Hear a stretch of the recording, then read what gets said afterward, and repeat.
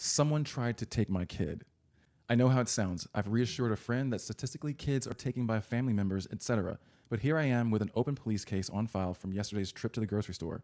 When he approached us, he was acting weird. Not I want to take your kid weird, more like the people I'm used to interacting with at the park that come from the adult care home weird, but harmless. I teach my kids that they can talk to other people as long as a grown-up they trust is there. So like every other time someone has asked one of my kids a question, I gave my 7-year-old a bit of independence while obviously watching the interaction. Then he grabbed my kid's hand, tried slowly pulling him away, and I heard him say quietly, "Say bye to mommy." I stepped toward them and told my 7-year-old to come back to the cart. The guy let go. We walked away. I talked to my kids. We were okay. Here's where I feel guilty. My brain justified it or downplayed it because it surely couldn't have been that bad.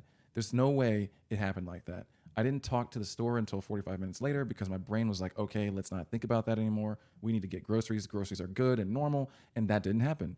So by the time I talked to the store and told them what happened, he was gone. After we got home, and I got the food put away, I called the police. I told them what happened, and the deputy I spoke with said it was probably someone who was known to them, and if it was, she would talk to his caretakers to let them know he needed to not be out without a caretaker anymore. Cool. She'll call me back after looking at the tapes with the store security guy. She called me back almost 3 hours later because it wasn't who she originally thought it was. There's enough video evidence of my kid trying to pull his hand out of this guy's hand.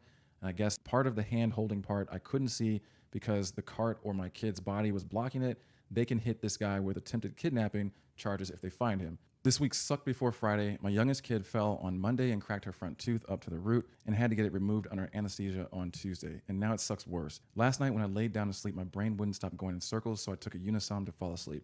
I don't want to forbid my kids from interacting with other people in public even now.